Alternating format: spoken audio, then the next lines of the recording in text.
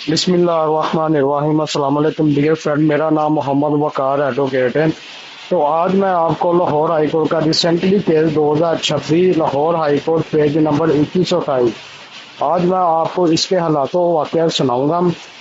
اس میں استغاثہ کے مطابق ملزم سے 1100 گرام آئس برآمد ظاہر کی گئی تھی، تاہم دوران سماعت پنجاب فورینسک سائنس ایجنسی کی ٹیم یہ تجرباتی رپورٹ عدالت کے سامنے پیش کی گئی، جس کے مطابق مبینہ برآمد شدہ مال کوئی ایلومینیم امونیم سلفیٹ امونیم ایلم تھا، جو ایک غیر ممنوعہ غیر نامیاتی نمک ہے اور عام طور پر صفائی اور طبی استعمالات میں کام آتا ہے۔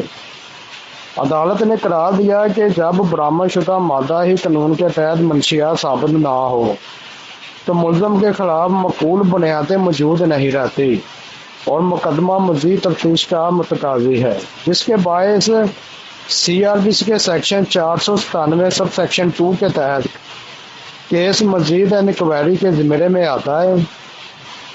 عدالت نے یہ بھی نوٹ کیا کہ ملزم تقریباً 4 ماہ سے زیر حراست میں ہے اور اس کے خلاف منشیات کے سابقہ مقدمات بھی موجود نہیں، چنانچہ عدالت نے ضمانت منظور کرتے ہوئے اسے 3 لاکھ روپے مچلتوں کے عوض رہا کرنے کا حکم دیا ہے۔